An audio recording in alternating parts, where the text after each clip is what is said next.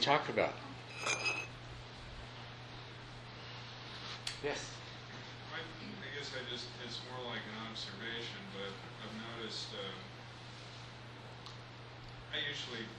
I've gotten a habit of meditating first thing in the morning when I get up. And when we can, Peggy and I take like a 45-minute walk early in the morning. And, we're walking along and things will happen, like somebody will drive a huge, smelly, noisy diesel truck down the road, and I'll throw an imaginary hand grenade at it. And a kid will come riding his bicycle up the sidewalk, and I'll get into confrontative mode. Or we walk by a business office where guys are using these leaf blowers, which cause a lot of noise. There are all these occasions for me to get angry and irritated. And I've noticed that after meditating that I seem to be more aware of myself doing that.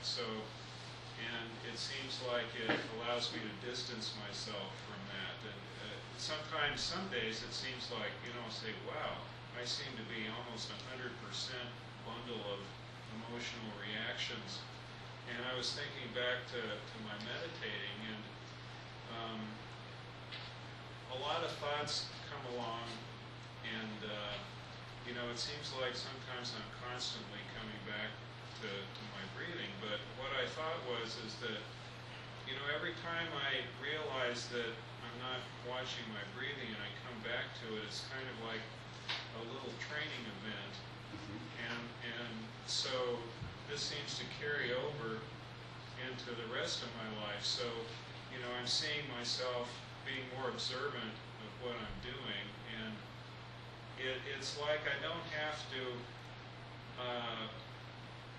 be in control of trying to say, well, I'm going to be aware, but it's kind of like it, to some extent, it's sort of spontaneously happening, and it's just kind of filling up a little of the space that otherwise I would be engaged in, my emotional reaction thing. So,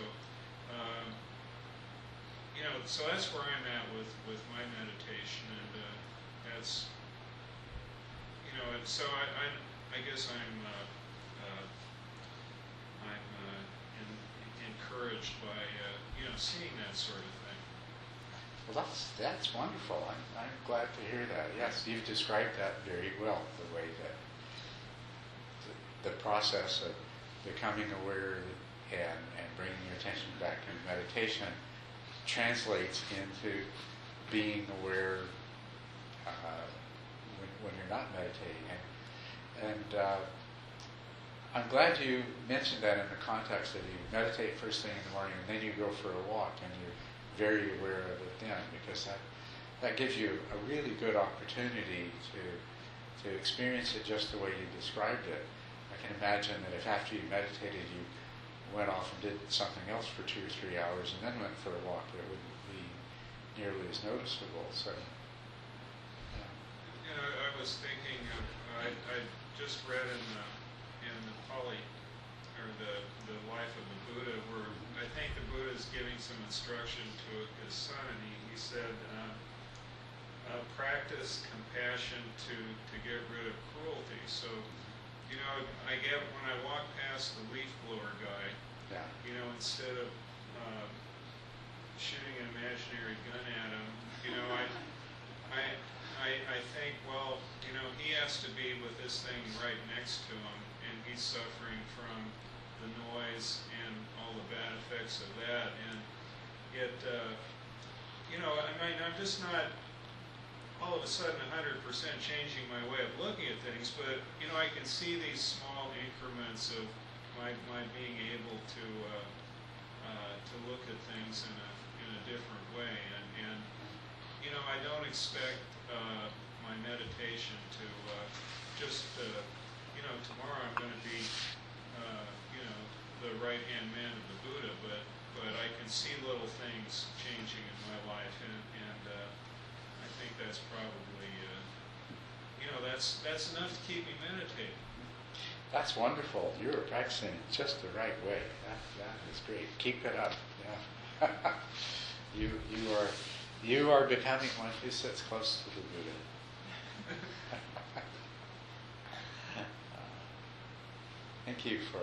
Thank you for sharing those observations.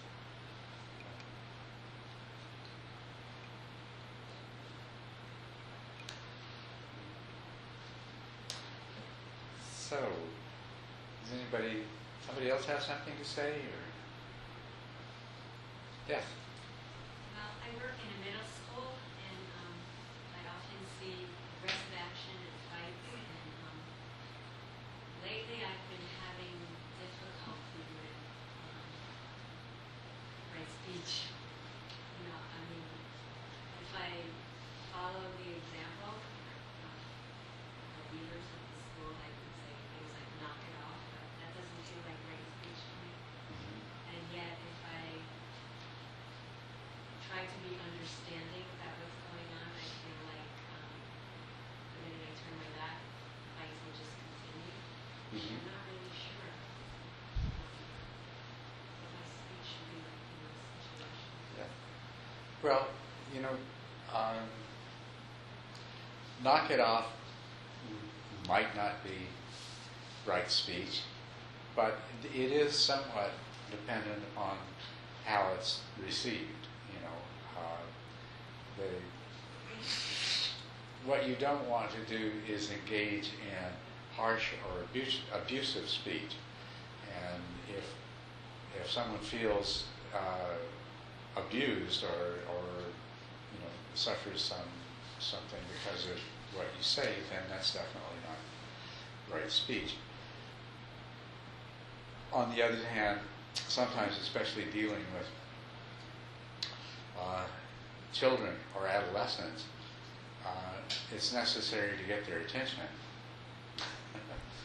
So somewhere in there is a line. Now, there are probably better and more effective ways than yelling, knock it off.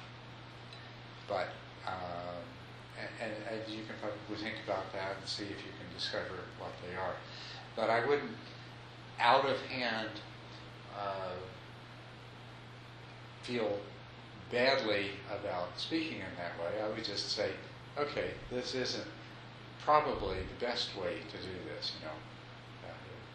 If the Buddha was in charge of a group of middle school kids, how would he handle it? See if you can figure that out. That's basically what I've been trying to figure out. You what? That's basically what I've been trying to figure That's basically, out. yeah. That's basically, yeah. So, you want to get the job done, but not in such a way that you're causing anyone distress or harm.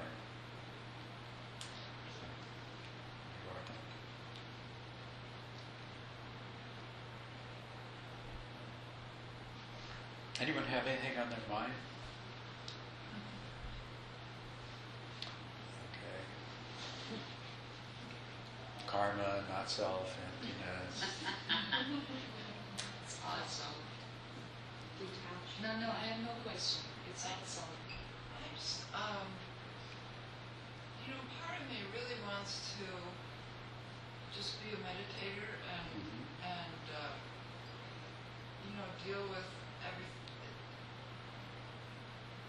deal with the whole sitting long enough to actually have some results. And then part of me wants to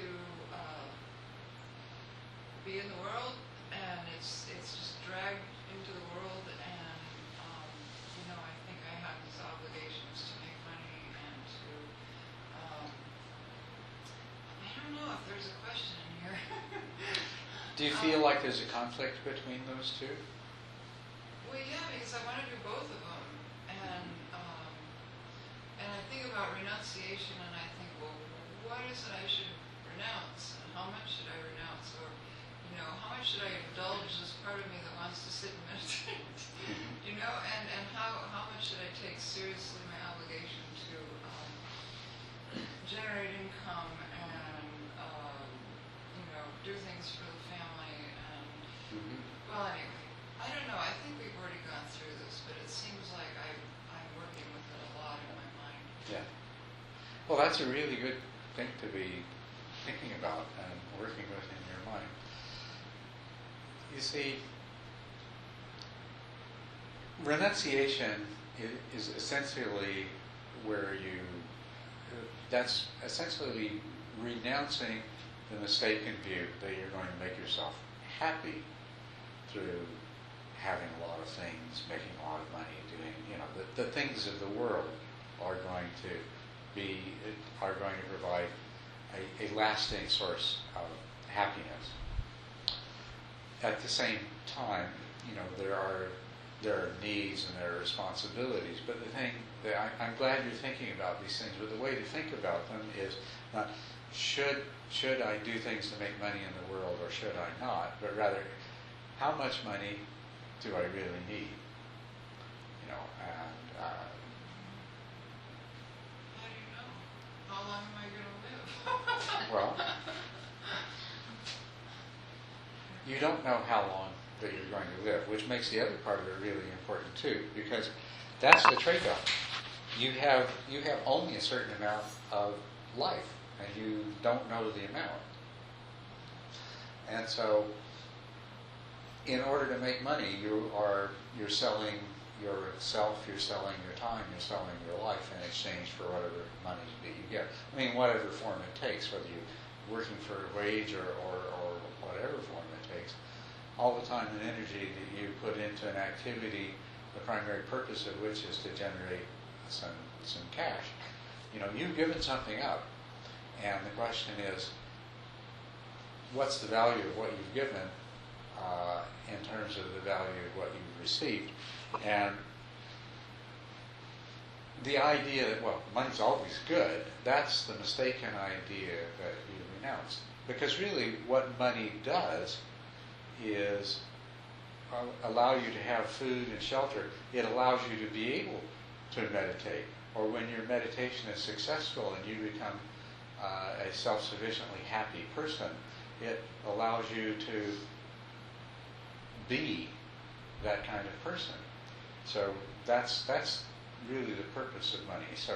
But if the money gets in the way of you being able to do that, then it hasn't been worth it. It hasn't been a good exchange. So yeah, you examine the question, well, how much money do you need? And there's not you don't look at it and say, oh, well, that's it. That's the answer. Because it takes a long time to come with the answer, and probably if you keep thinking about it, the answer is going to change as certain things become more and more clear in your mind. Well, how much money do I need? Well, enough to pay for this and that, and I have to have this, and I have to live in this kind of way. But then, really, the next level of the question is, okay, well, how important are those things?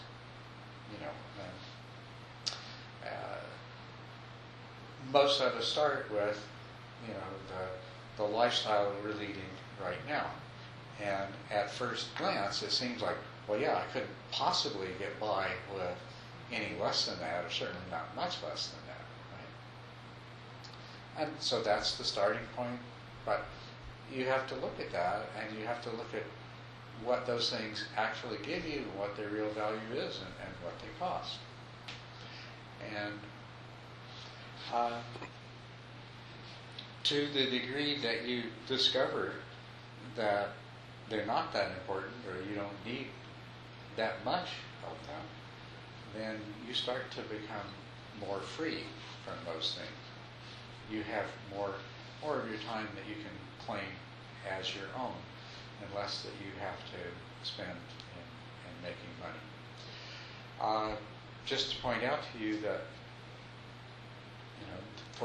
in the time of the Buddha and for his followers, they gave up everything and found that all that they needed was a bowl for people to put food on when they knocked on their door, and a set of robes to protect them from the weather and that they could sleep on and sleep under at night, which is probably not very many people are going to go that far these days. But it's a good reminder that all you really need is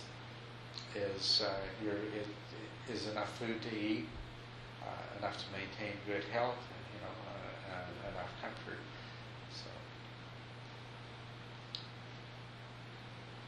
So this is part of the practice, part of the path, is examining what you're doing with your time and what you're doing with your life. It's always a good question to ask yourself things like, if I only had a limited amount of time to live, what is really important to me? I used to do that. I used to imagine a scenario in my mind where, maybe I only had 6 months to live, and then make that as real as I could, and I decide, what I would do. And all of a sudden, a lot of the things that I was doing appeared totally not worth bothering with. There's different ways of looking at it that can help to clarify. Can I say something Yes. to that too? Is also the matter of trust comes in. I know from my own life, I gave up major careers to do what I do now, and the more I set my own priorities really strongly and knowing that this is I had to follow, the more trust came in terms of that things will happen, that things will unfold, that things will provide for, and I still provide for myself, but in a much lesser way than when I had a lot of money. So the thing is, when you really open to that deep inner, you want that. Things happen on a different level, and you get a trust you've never known before. I do believe that. Would you agree with that? I would certainly agree with that. We limit ourselves very much by thinking that things have to happen in a particular way, or that the only way we can be happy is to have a certain thing, and that's very limiting, because our imaginations just aren't that good and that big to cover all of the possible ways that things can unfold. It's to have a certain amount of trust.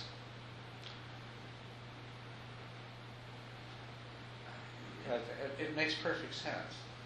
You are a capable, competent person. You've lived this long and you've managed this well in the world. And that's not going to change. When you revise your ideas of what your needs are and what you are willing to do in order to meet those needs, that's not going to make you any less capable of meeting your needs than you have been in the past. And the things that you give up do open up new opportunities, new ways of thinking, new ways of being. So I think that was a very helpful comment, and to come from someone who has made that kind of change themselves. And there's many ways to make the change too. One of the things that a lot of us have in mind is that, you say you don't know how long you're going to live, but so our life is defined in terms of, there's this point in time where I'm going to retire, and then I have to be well enough off when I retire that for however long I live, I'm going to have all the things that I think I need, and that's very confining. And you can you're working towards an imaginary future which may never come, but even if it does come, it's going to take a completely different form than you think it is. You're going to be a different person by then than you are now. Most people in this society have far, far more than they really need. And it's more to their detriment than their benefit. We are owned and controlled by our possessions. If you have a house, you have a mortgage. If you have a car, even if you don't owe money on it, you have to maintain it. You have to keep it in good repair and things like that. And all of the other possessions you have. If you've got a television, well, what's the point of having a television if you don't have cable service or satellite or DVD player? So you have to have those as well, even if you don't use them very often. So you end up, gradually you find yourself in a prison of things that you are committed to maintaining constantly. So, you've got a TV and cable service and a DVD player, and then the DVD player is working. Well, you have no choice but to go out and buy a new one, right? I mean, it's funny when we think about it, but in the way that we live our lives, that's exactly when the DVD player quits working.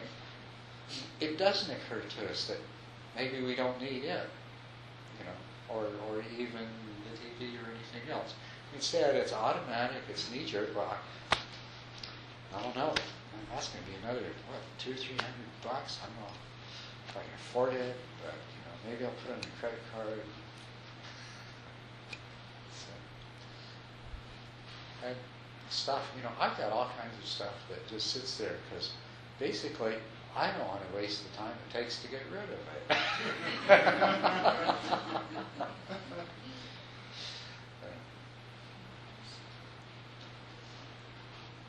So, be careful of stuff.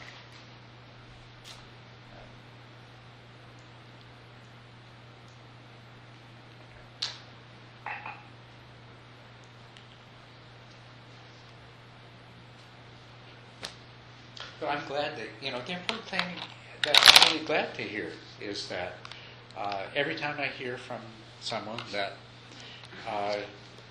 they feel that some part of them feels like, they would like to have more time to practice. And, I think that's wonderful. That is that part of you wanting to reclaim your life for your own and, take charge of it in a much more deeply fulfilling way than running around fulfilling some kind of idea that has descended upon you of what you should be and how you should live your life. Have any of you ever seen a movie called Revolutionary Road? You've seen it? Right, nobody else has. Well, the reason that I thought of it is that basically what this movie is about is a young couple they meet right after the Second World War in the late 40s. And they get married, and they have dreams. He has dreams. He saw Paris when he was a soldier during the war. But he's got a job, and then she gets pregnant, and then they buy this house. This is in New York. He works in New York. They buy this house on Revolutionary Road in one of these suburbs where he takes the train every day to go to work. And their life gradually descends into this thing where, the house itself is, the whole process of finding the house that fulfills the image of what the house that people like them are supposed to have, raise their kids in. And with the barbecue and the neighbors and the way and of course they end up with all of their dreams are consumed, and they find themselves trapped in this really stereotypical kind of 1950s suburban commuter couple. She's the housewife. Her dreams of being an actress in the theater gone up in smoke. Instead, it's taking the kids to soccer and school and cooking and cleaning and stuff like that. And they feel very, very trapped. And that's why it came to my mind, is that whole scenario. But because it paints the picture very clearly of what happens to so many of us. We have an expectation of who we're supposed to be, what we're supposed to be, how we're supposed to live our lives. And it begins to define us, and it begins to take over our lives, and our lives no longer belong to us. Because we have to have the job because we have to pay for this kind of a house in this kind of a neighborhood, and we have kids. Why do we have kids? Because we decided to have kids, or because everyone expected us to have kids. But anyway, now we've got kids. Well, the kids have to have piano lessons or go to Little League or whatever. All the different kinds of things that. Do we really decide those things? Do we really choose those things? Or we just somehow find ourselves overtaken by a lot of ideas that didn't really come from us in the first place, and we're prisoners of them. But we think we can't afford to change our job or to do something different because we have to have this kind of house, and we have kids, and the kids have to have these kinds of things. And because we've got this kind of job, we have to dress in a particular way. And because we live in the neighborhood we do, we're expected to do certain things and own certain things and socialize in certain ways. And you see what I mean? The whole thing. So the degree that anyone starts to find their way out, I think it's absolutely wonderful. I mean, this is the only life that you've got. I mean, let's forget this whole rebirth, birth, reincarnation thing. This is your life, and you don't know how much of it you have. And is it fulfilling you the way that it could? Are you fully satisfied with it? And if it's not, why not? What can you do about it? Because, your life is your one greatest creative act. Maybe you'll write some books that get famous, or, do something else. Invent a better mousetrap or whatever. But they aren't really your greatest creative work. Your life is your greatest creative work. Your life is really your greatest art. So you may paint pictures or carve things out of wood, but the real art is your life and the way you live it.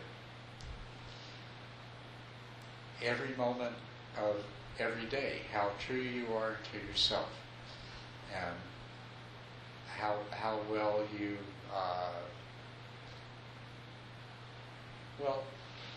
how well do you live your life in every way, in terms of your relationships.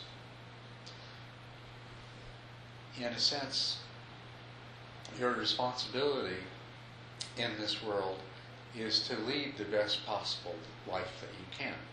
And that doesn't necessarily mean to make as much money or to rise as high as you can in your career, or to live in the best neighborhood that you can get into by struggling hard enough. What are the things that are really important in life?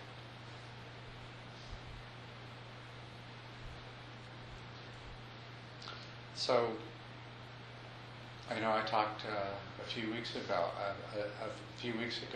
about the option that we have, which is making our spiritual practice the number one priority in our life. And really, your spiritual practice is the creative activity that I'm talking about, because your true spiritual practice is one that will produce all these kinds of results. You will live your life, every moment of it, in the best possible way that you can. And your interactions with other people will be on the basis of that spirituality. And the actions and whatever it is that you do in this life, and whatever legacy that you leave behind, which is not very important, really, but whatever legacy that you do leave behind should be a reflection of how true you've been to yourself and living that kind of life. Make your life a work of art. Make that your number one priority. Look at all these other things that are keeping you from that. And when the thought comes that, yeah, but I have to, then don't surrender to that. You know, just keep coming back to it and say, well, okay, maybe. Do I really though? Why do I have to? Is this the only way? Is this the best way? The goal of the spiritual life is to be truly happy. That's what the Buddha always told people when they said, what do you teach? He said, I teach suffering and the end of suffering, which the other part of that is living the truly happy and fulfilled life.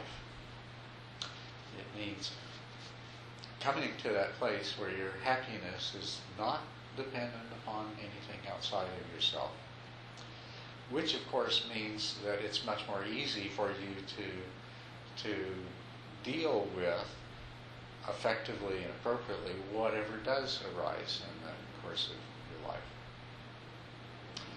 Because you have found a true inner happiness and an inner peace, and you're not relying on anything outside of yourself for that happiness, so it can't be taken away from you. And the other thing that is the goal of this is that you are no longer compelled by things like greed, desire, lust, aversion, hatred, anger, and things like this. So that you, for one thing, you're freed of the dissatisfactoriness that is implied in all of those things, and the constantly wanting things, constantly wanting things to be different. Instead, you're in the place of accepting what is and maybe doing whatever you can to make things better, but coming from a place that of inner stability, inner happiness, and inner peace, and independence of what's outside of you, so that you can act on the world, you can act on society, you can act on other people in a way that may bring about some positive change, some improvement. You can come from a place of compassion, but your happiness is not dependent upon the outcome of those actions. It can only be enhanced if you succeed in helping somebody else, but your happiness cannot be taken away if your actions don't bring the kind of result that you hope they do. So the spiritual path is to become a being who is really not a separate self filled with need and suffering from lack, but being an integral part of the whole that is the universe, and taking complete joy in being that, in being the conscious entity that you are, experiencing the world that you do, and acting in the most creative and productive way that you can. So that's the goal and the fruit of the spiritual path.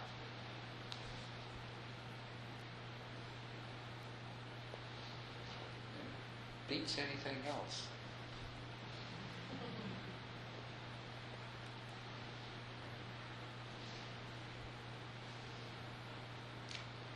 Yes? This is going to be on a different topic, so I don't know what you were thinking about.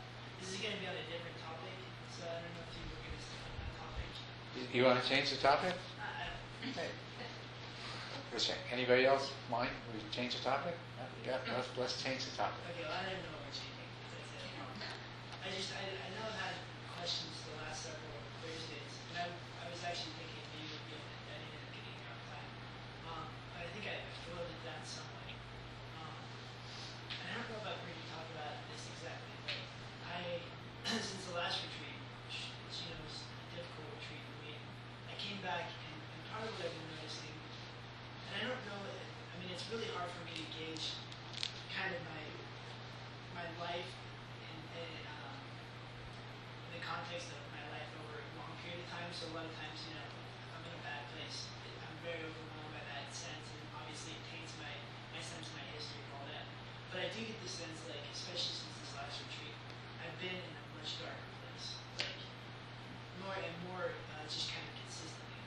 But I also feel like that's something that's kind of part of my temperament, and it's something I come back to a lot. Yeah. And you've talked about it in the context of just your sitting practice, of how to progress along the path, along your meditation practice. You've got to go through these things, and you've got to kind of confront them over and over again if necessary, until you're able to just, I guess, really see whatever the source is and accept it and let it pass through. I'm paraphrasing what you've said, but that's how you described it. I'm wondering, I'm more looking just for kind of confirmation, because it's part of what comes out of this experience is it sucks a lot of the enthusiasm out of my practice, because it's like, well, this sucks, you know? Yes, I right. mean, I'm trying not to suffer, and I'm suffering more, but by the same token, I know that I'm a much more self-aware person now, like over the last year or so, or a couple of years. I mean, it's really clear that I live my life much more clearly, and I'm much more present for it, and I know that's part of the reason probably why all this stuff is in my face, and also because of circumstances, and there's a lot of stress right now anyway, but I'm wondering if you could talk more about maybe your experience too, because that's always helpful for me, but also just other people along this path that, where there is this period, like a dark night of the soul or whatever, but maybe in a little more concrete terms of that, going through this process of like purification or whatever, where it really just feels hard to get perspective, and to see the other side of it, and because one of the, I mean, like I said, a lot of doubt comes out of this. Yeah. Well, the difficulty is that it's getting to the place of seeing that we're doing this to ourselves, and that's the hard part.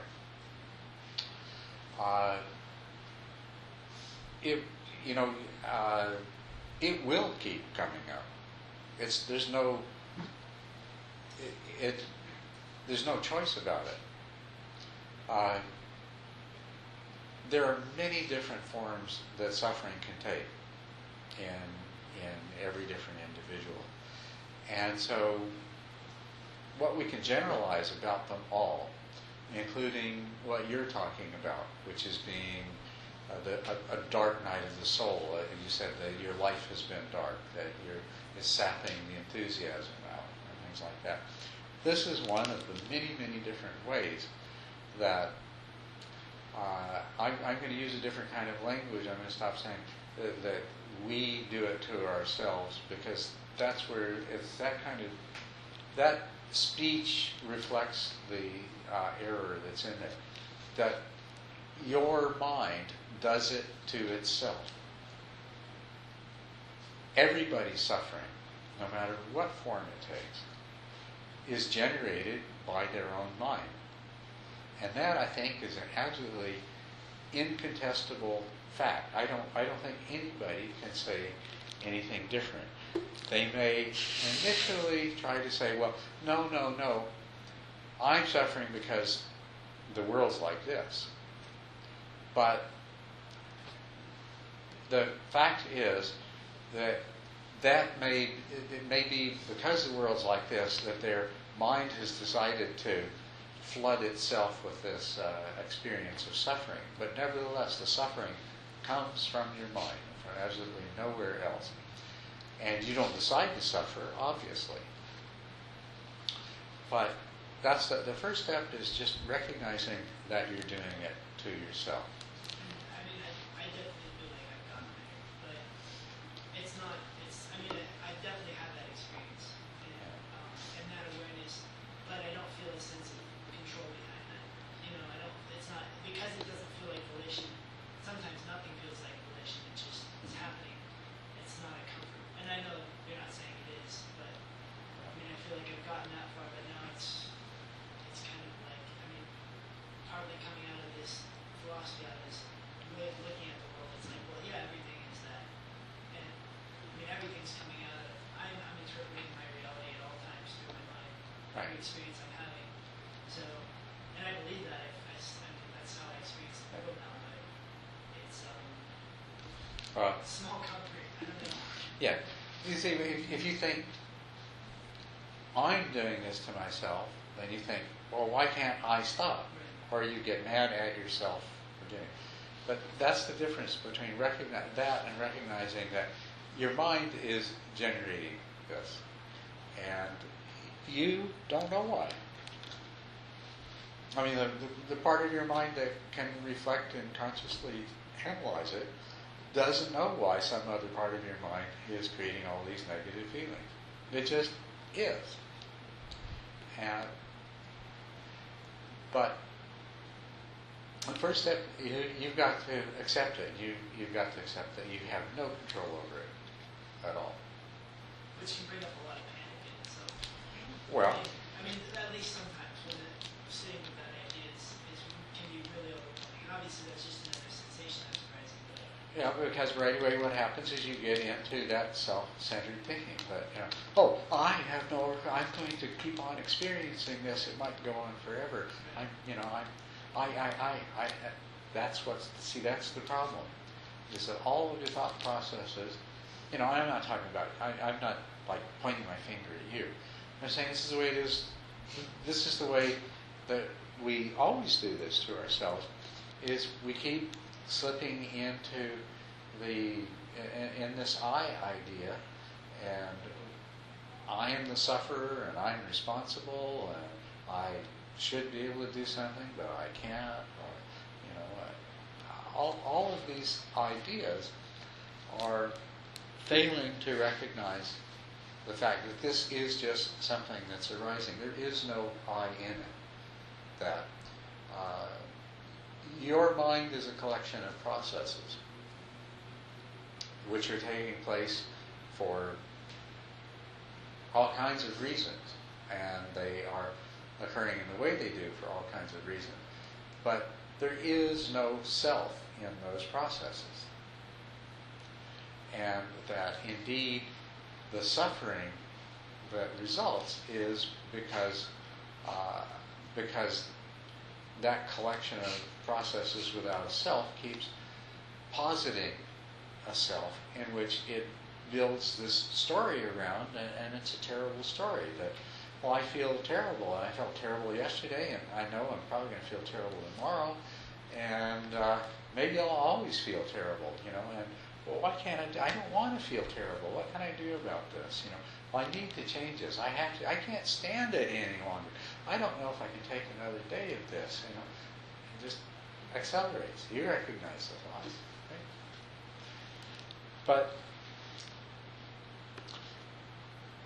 all of those thoughts, to the degree that they take place, can only have one effect. They'll make it more and more intense, and they will perpetuate it. And if you're lucky, at some point something will happen and it will create a shift, and now your mind will generate a different kind of state, and the darkness will go away and the light will come, and the pain will leave, and the suffering will be relieved.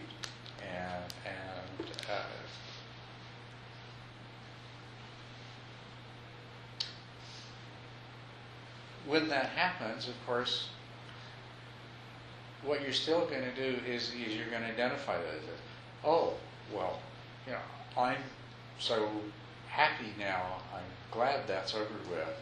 I'm so relieved. I hope that never happens again. What if that happens? What if it comes back? What if this is just a temporary reprieve from the suffering of life? And if you get into that deep enough, well, it'll come right back again. So, no matter what's happening to you, a person may be suffering because just because their mind is creating darkness and despair, and they don't know why, but that's why they're suffering. Somebody else may be suffering because they're in a prison camp being abused abused by guards and they don't have enough to eat and they're forced to do labor every day. There's all kinds of different ways that people can suffer. But the only way that you can really overcome that is to break through to that place of realizing that the reality is that all that suffering is empty, it's created by the mind, and when that understanding can become profound enough, then that very part of your mind that's creating all that suffering says, hey, enough's enough, and it quits doing it, and it goes away. And that really is the only way out of it. Are you're familiar, I think, with Eckhart Tolle? Yeah, I would think of that a lot. His story is he experienced this terrible depression that just went on and on and on and totally paralyzed him, and he couldn't do anything until finally one day there was this realization that happened, and it's basically a realization of the same things that we're talking about here. He realized that, as he puts it, he realized that all there was the present moment, and discovered that there really was no suffering in the present moment except for what his mind created, and when he realized that, his mind stopped creating it. So he had that sudden liberation. So that's what we're all trying to get through. Whether we're suffering the sort of deep chronic depression that Eckhart Tolle was, or whether ours is a more mundane and kind of existential dissatisfaction and frustration, and life seems like just a pointless struggle, no matter what, we've all got to get to that same place. But basically, it's basically the three noble truths. The first one is recognizing that suffering, as opposed to pain, suffering is something that is generated by the mind. That is generated by the mind because we reject what is, because we crave things to be different than they are, rather than being fully present, being in a state of total acceptance. And that when we can be fully present in a state of total acceptance, then we eliminate suffering. We may be left with pain. If you're suffering the kind of depression that Eckhart Tolle did, then the release from suffering comes with no residue of physical pain. If you happen to be in a prison somewhere in a third world country, that same release may come, but you may still be subject to abuse and malnutrition and having to do hard labor in weather without adequate clothing. But you've discovered that although you still have those painful, physically unpleasant conditions, there's no need to suffer any longer. That it's possible to live in a state of happiness. So that liberation is that extreme. So whatever suffering you're experiencing, accept the message, the teaching that it's giving to you, and try to penetrate that enough to really understand the truth of suffering and the truth of the cause of suffering. Because it's a lesson. Every day that it lasts, it's a lesson. And most likely, whether you discover these truths or not, you're going to experience a reprieve from the suffering that you have. But that reprieve, no matter what the causes of the suffering that you are experiencing now, that reprieve will be temporary. And if it's not the same suffering, it will be some other suffering that comes along to replace it. So focus on what you can learn, what insight you can gain from the suffering that you have while you have it. It really is potentially a gift if it allows you to gain that insight and to have that realization that will permanently free you from all causes of suffering. So as much as I'd love to be able to just reach out to you and remove the darkness from your life, I can't do that. I know that. I know that you know that. But since I can't do that, the good news is that you can. And it doesn't necessarily mean that, it's going to happen right away. But you can do that. And to the degree that you realize that, I think it might make the darkness and the suffering that you experience now easier to bear. If you can just keep in mind that to the degree that you identify with it, the worse it is. And to the degree that you can objectify it as,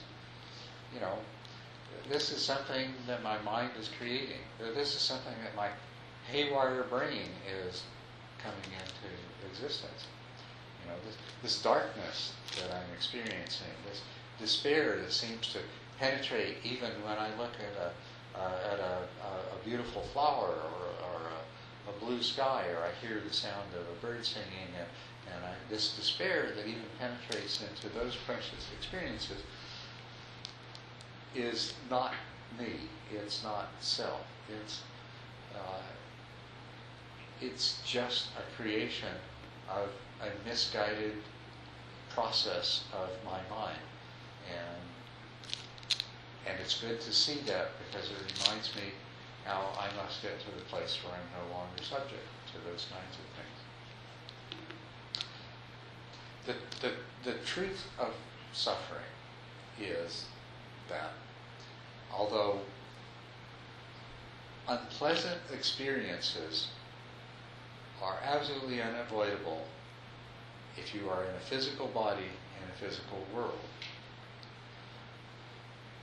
that everything that we call suffering is totally avoidable, that it can eventually be completely transcended,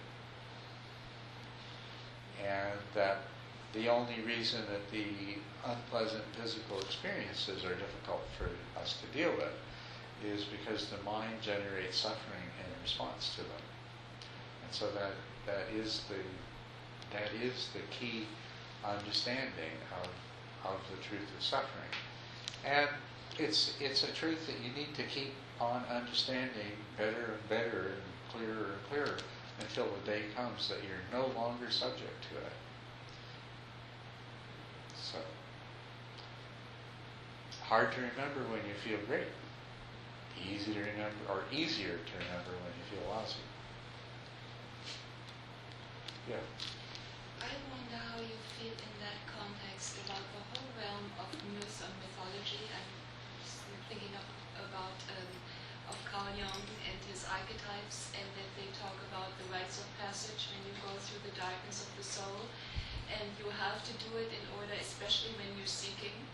And I know from my own life, my own history, when I was in very deep, dark places, and I learned about this, it extracted from my own suffering, and I really felt that was part of the rite passage to go through. So Yes. how does it... Well, it's the same thing.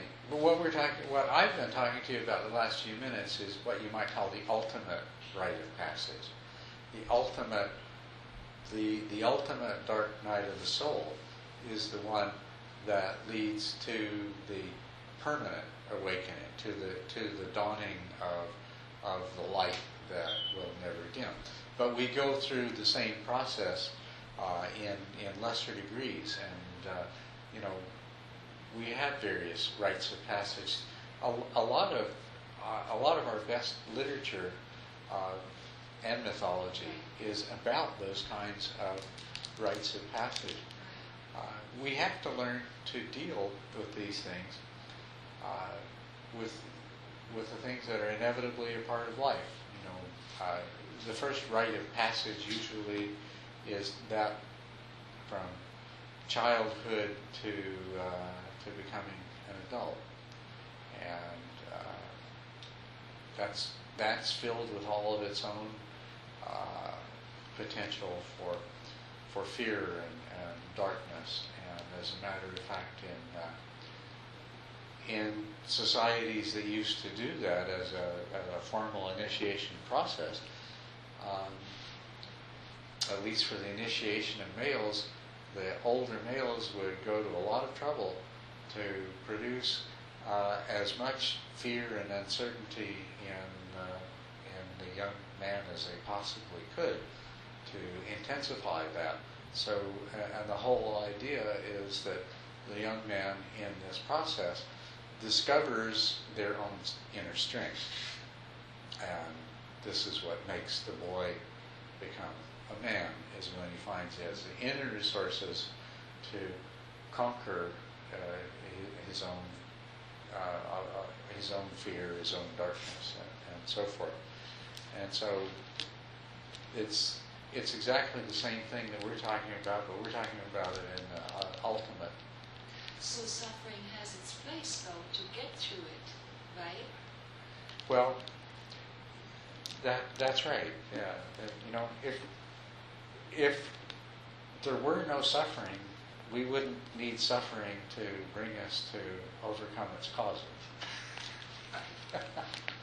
But there is suffering, so you know, we can either sink into despair, or we can go into a stoic resignation and just accept it, which is what many people do.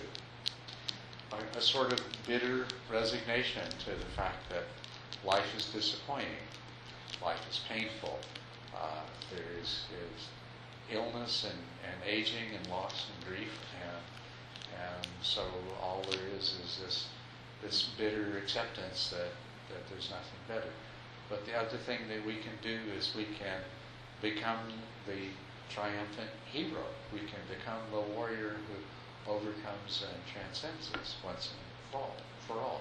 We can become the victor, and that is what an enlightened being is called, is the victor.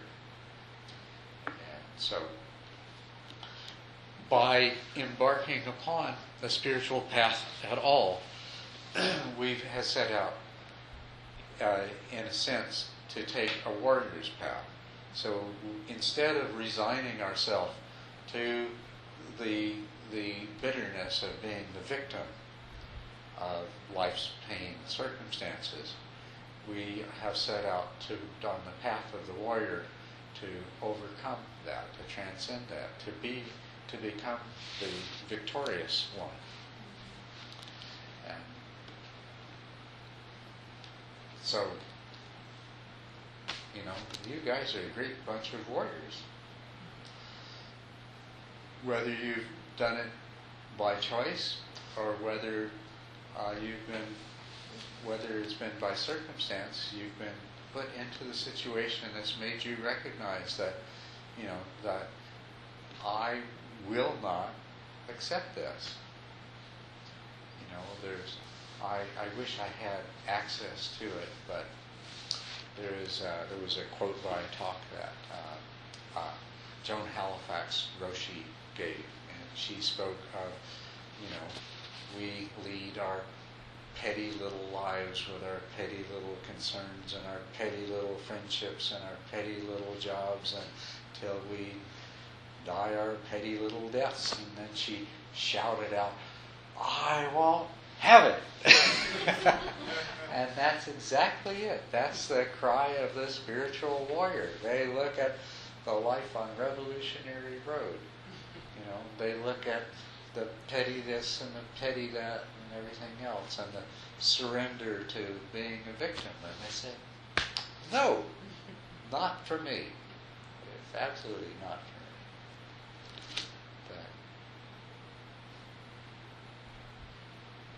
me. The path of the warrior is one where instead of avoiding the pain, you confront the pain.